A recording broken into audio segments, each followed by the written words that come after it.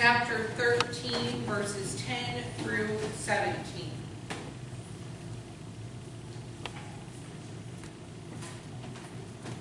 Now he was teaching in one of the synagogues on the Sabbath, and there was a woman who had a spirit of infirmity for 18 years. She was bent over and could not fully straighten herself. And when Jesus saw her, he called her and said to her, "Woman, you are free from your infirmity." And he laid his hands upon her, and immediately she was made straight, and she praised God. But the ruler of the synagogue, indignant because Jesus had healed on the Sabbath, said to the people, "There are 6 days on which work ought to be done. Come on those days and be healed, and not on the Sabbath day." Then the Lord answered him, "You hypocrites, does not each of you on the Sabbath untie his ox or his ass from the manger and lead it away to water it? And ought not this woman, a daughter of Abraham, whom Satan bound for 18 years, be loosed from this bond on the Sabbath day?" As he said this, all his adversaries were put to shame, and all the people rejoiced at all the glorious things that were done by him. This is the reading of the word. Thanks be to God.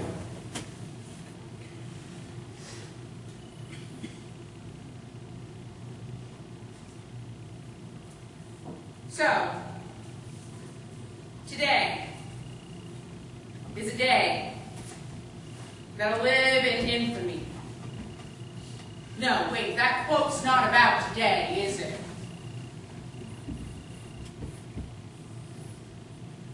That quote's about December 7th, 1941. Bombing of Pearl Harbor. I wasn't alive.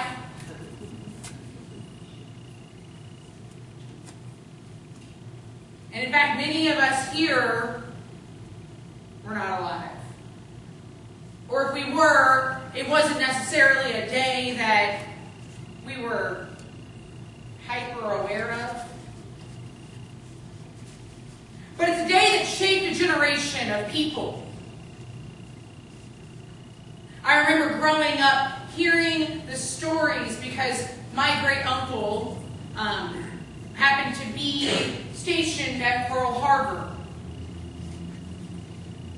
He had just gotten transferred from the USS Arizona and was on shore leave. Yeah, we didn't know about that until after he died. When we were going through his effects alongside my cousins, and my dad and my cousin were astounded because they pulled out all these medals, and he had 2 Navy crosses, which if you're not aware, in the Navy, that's the highest honor that you can earn, and he had 2 of them. And you never heard a single word from the man on that. But it was a day that lived in infamy until we forgot. And I say that not as a judgment call. I say that because one of my friends sent this delightful message in email with the realization that this year's freshmen in high school are learning about September 11th as a historical event. They weren't alive when it happened. Made me feel old. And I'm not that old.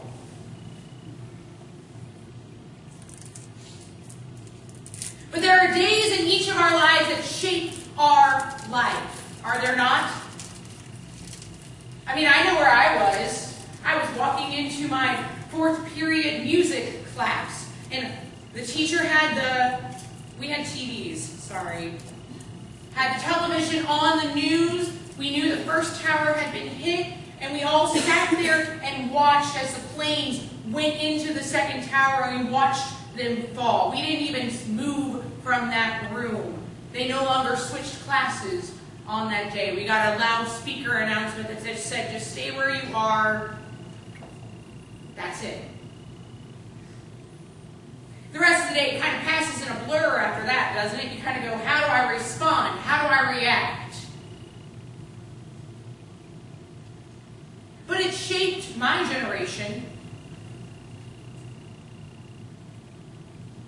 in a way way that we're still finding out how it's shaped. I know my graduating class was filled with the most people headed off to the military that the school had seen since the 70s. I graduated in 2003. Sorry, I'm not that old. But days shape us. They recall to our memory and they shape how we think and view the world. September 11th is just one such day. It just happens to be that that day is today.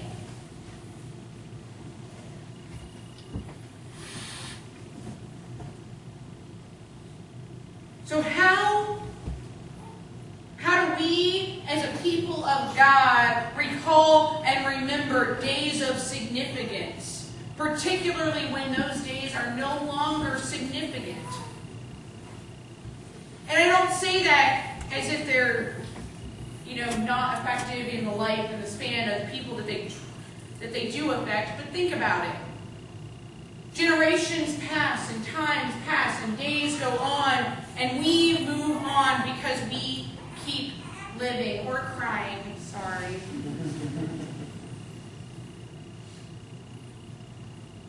It's not that the day has lost any significance for those who have lived it and experienced it. It's how do we maintain that significance over the course of time. Because time heals. The day itself might be a poignant, sharp knife into the heart and soul of the body, but the next day we go on. Someone once described the grief that we feel like the ocean waves. Some days they overwhelm you. It's like the undertow will not release you. And then it becomes longer and longer spans in between those rough and tumultuous days. And then it takes a small memory or a moment or something, a scent, a word, a phrase, and it pulls you back, but it's easier to swim out.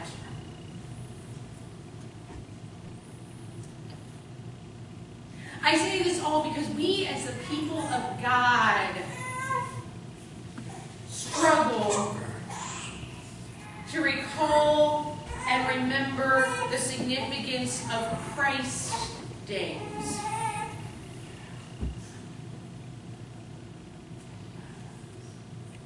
We espouse what is right in front of our faces. What comes across our news feed is thrust in our face by the media or the newspapers, the headline of that moment, be it significant or not, newsworthy or not, or something we would have cared about 5 years ago or not.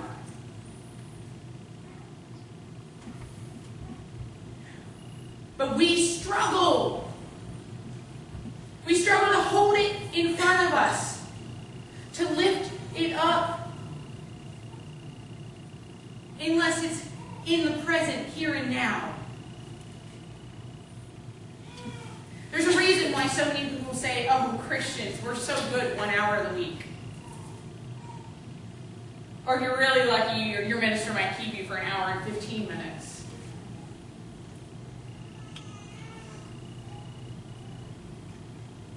Christ is talking to the Pharisees and the people of the synagogue, and they're going, hello, 6 days. Out of a 7-day week, you can spend 6 days doing all the other stuff. Why can't you have 1 day for God? Where you do not work. Where you rest.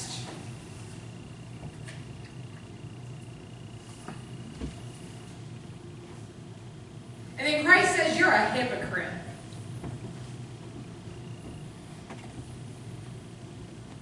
Because it's not just 1 day.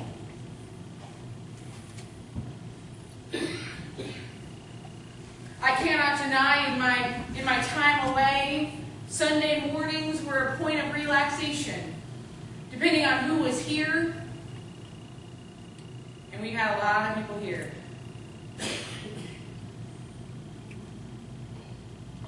It was a different experience for me to not wake up and have to get everybody out and ready and out the door and gone by a specific point in time. For this past Sunday, my younger sister was here, and before she left, she had to be on the plane at noon, although that was not what happened. We left, and I said, let's go run a couple of errands. Well, she's like, oh, this place opens here, and this place opens at this time, and, normally this is, and we were gauging on about an hour later, because it's Sunday morning, right?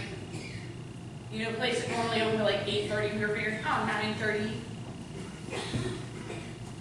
I can't deny, we got somewhere, we were waiting outside, and I'm going, well, they're normally open at 9, and on Sunday they don't open until 11. This is awful.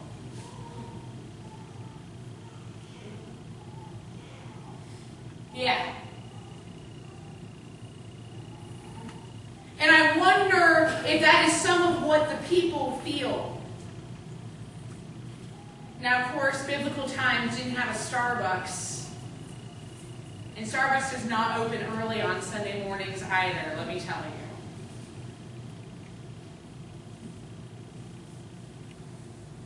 But these people go, wait, hold on. We have all of this time to do all of these things, and yet,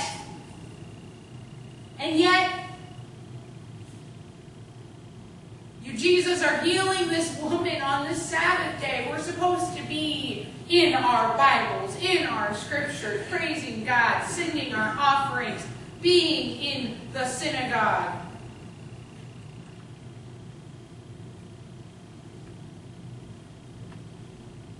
I wonder, though, the church is open 7 days a week. Kind of. It used to be.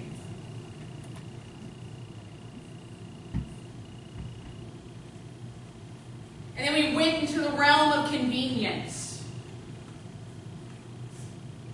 Our office hours are from 9 to 2 because traffic on Greenville Boulevard at 8 a.m.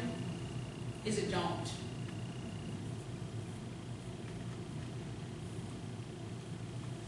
And once school lets out, don't.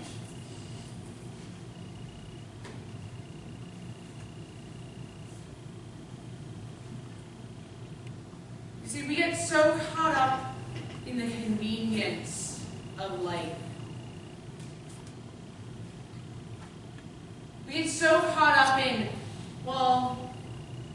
I go to church on Sunday morning. The thing is that Sabbath is a little bit more than worship. Sabbath is truly taking aside the obligations of what you have been called to do and setting them aside. Sunday mornings are not my Sabbath. I'm working. And some Sunday mornings, I know some of us walk in the door and we feel like we have more obligations on our plate at church than we do in the office on Monday. For some of us with children, it's just get them there.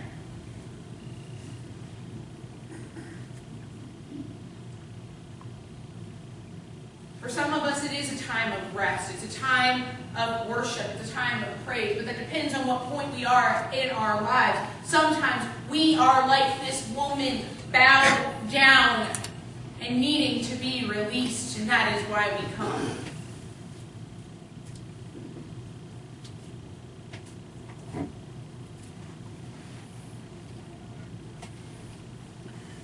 The part that I struggle with, though, is that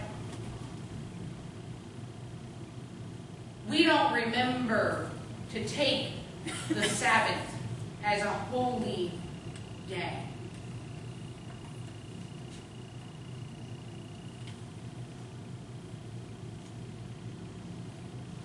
That we lay our burdens down at the foot of the table or at the foot of the cross, when we worship on Sunday. The minute we walk out the door, we take another load right on our back.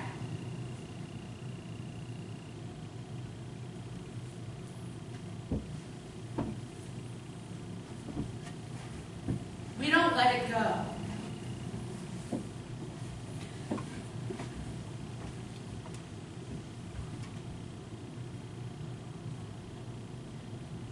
We look at today as just another day.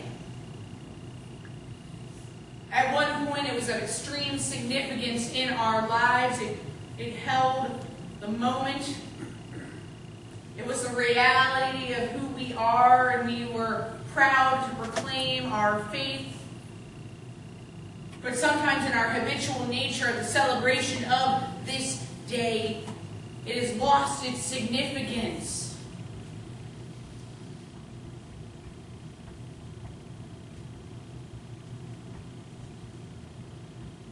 And I say that for both Sunday and days that we recall and remember in the life of our country and in our own lives.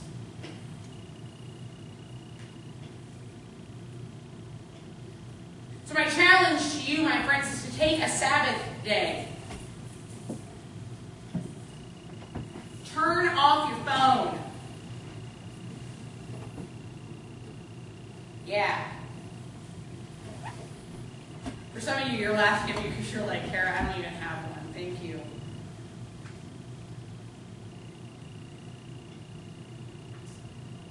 Put it aside.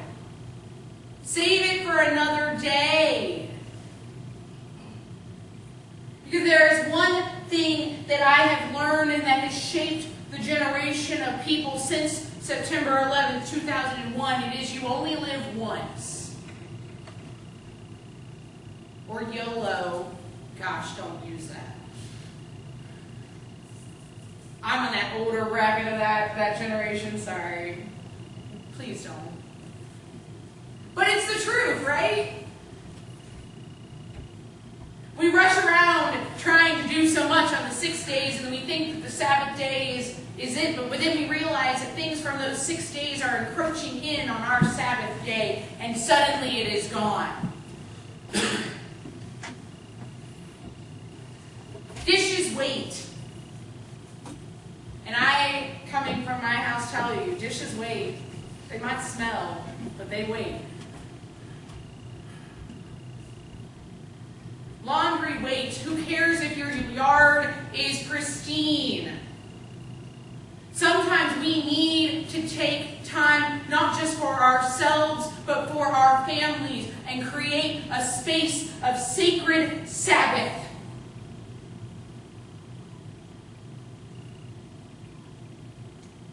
Sometimes that is the family dinner. Oh man, growing up, you didn't make dinner? You better have a really good excuse. And that excuse is that the car died. My parents didn't let us do activities on Sunday mornings. I missed out on some stuff growing up. But I look back at it now going, there's a prioritization of our Sabbath that we have forgotten. And that's why Christ is so upset, why he calls them hypocrites, because it's not about just what day it is. It's about living in the Word of God on that day. Being like Christ on that day. And for some of us, our lives are chaotic and hectic. But when we lose sight of the Sabbath, when we lose sight of faith and being a part of the body, we lose sight and then we get out of the habit, and it is incredibly hard to get back in.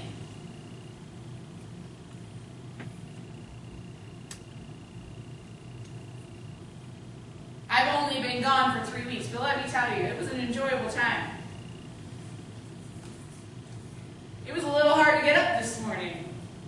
Well, okay, not really, because obviously I've got a 3-week-old.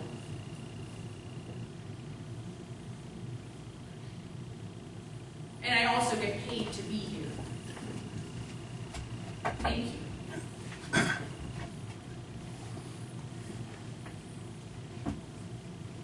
But my challenge is seriously, find your Sabbath. Be it on the golf course. Be it finding and reading a new book each week. Preferably the Bible, but